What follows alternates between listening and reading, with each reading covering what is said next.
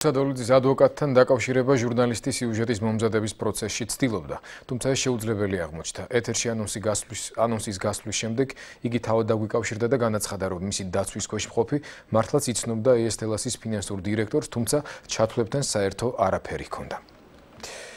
ემიგრანტის სტატუსი, რომელიც არავის ხიბლავს, თუმცა ხშირად გარემოება გაიძულებს, რომ მთელი ცხოვრება ამ სტატუსით გალიო.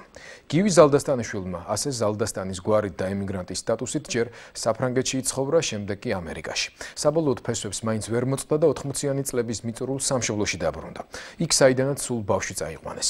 აქტიური მიმოსვლის შემდეგ, მაშინ როცა ლოგინად ჩავარდა, საბოლოოდ დაბრუნება გადაწყვიტა. ახლა ცხოვრების მთავარ მიზანს ემსახურება ქართველ მოზარდებს ისეთივე განათლების მიღების შანსს აძლევს, როგორც თავად ხვდა. საკუთარი შვილები ოკეანის გაღმა იმ იდეალებზე აღზარდა, რაც მას საბჭოთა რეჟიმთან მებრძოლმა მამამ და ქაქუცა ბიძიამ ჩაუნერგეს.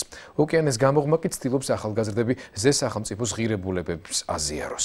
გივი ზალდასტანიშვილის უტეხის სულის შესახებ მაია ასათიანი გიამბობთ.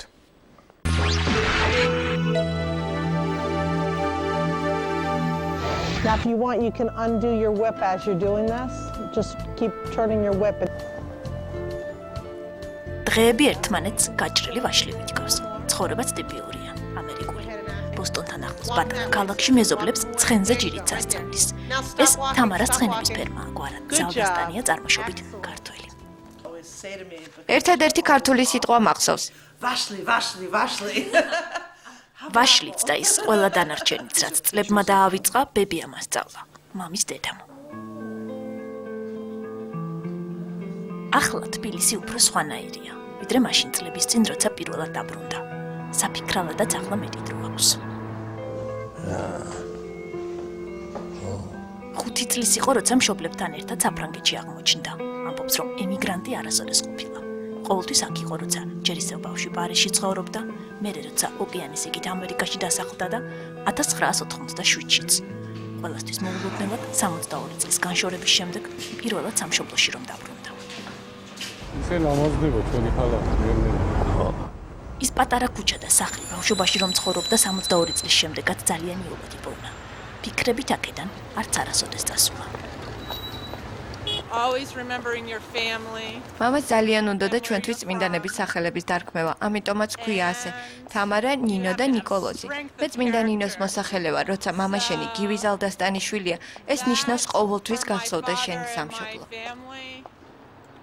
ქართული ნინამაც არ იცის, მხოლოდ რამდენიმე სიტყვა.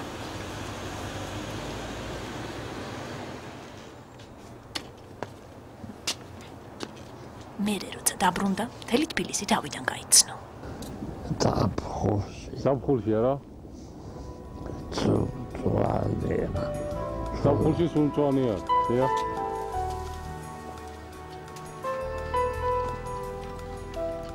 სერგო ზაქარიაძე.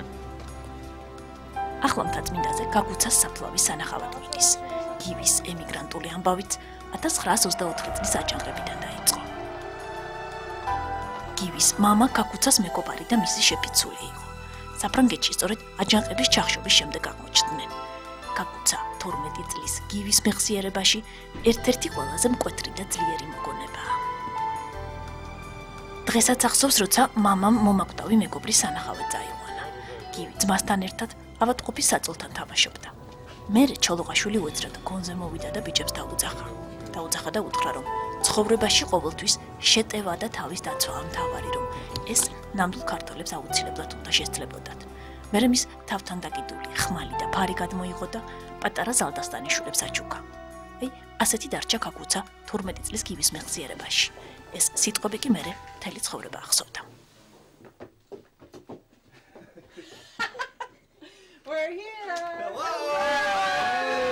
დები ასეთ შეხვედრებს თვეში ერთხელ მართავენ. შვილებთან ერთად თამარას სახლში ერთ დიდ სუფრასთან იკრიბებიან. მამამ დაგვიბარა ასე, ყოველთვის გვეუბნებოდა, სადაც არ უნდა იყოთ, რასაც არ უნდა აკეთებდეთ, გამონახეთ დრო და თუნდაც წელიწადში ერთხელ ერთმანეთი ინახულეთ, მოუყევით ერთმანეთს რა გტკივათ და რა გიხარიათ. აი ეს ნამდვილი დაძმობა, ამერიკაში დედმამიშვილობა ცოტა სხვანაირად ესმით. ეს კიდევ ერთი ძლიერი მოგონებაა. უახლესი წარსულის, როცა გაგუცა დაბრუნდა, გივი უკვე ინვალიდის სავარძელში იჯდა. ეს ფოტოც მაშინ გადაუღეს. Uh-oh, I forgot how to do M. უცნაურასოებს ოდესღაც მოხუცმა ბებიამ რომ ასწავლა ახლა შულს უჩვენებს. ქართულად თავადაც მხოლოდ საკუთარი სახელის დაწერა შეუძლია. რამდენიმე წელი გივიც აქ თამარასთან ცხოვრობდა. როცა ძიმედ დაავადდა, მეტყოლება წაერთვა და ინვალიდის სავარძელში აღმოჩნდა. ერთ მშვენიერ დღეს შულებს განუცხადა, რომ ცხოვრების უკანასკნელი წლების სამშობლოში გატარება სურდა. თბილისშიც სწორედ მას შემდეგ დასახლდა. ამბობს, რომ აქ ცხოვრების მთავარმა მიზანმა დააბრუნა.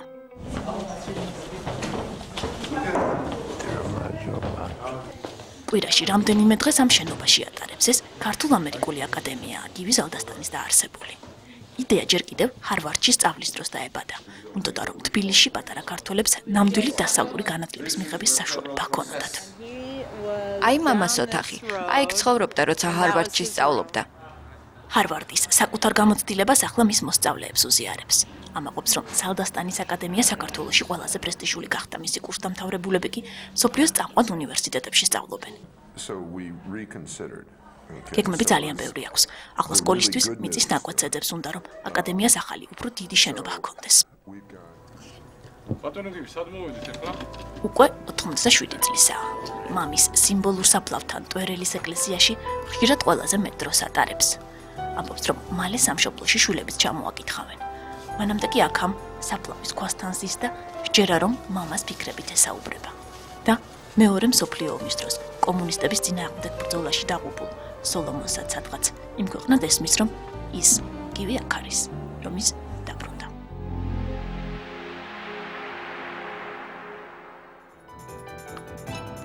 ქართველი მეცნიერები სიმსივნეს ებრძვიან თუ როგორი შედეგით და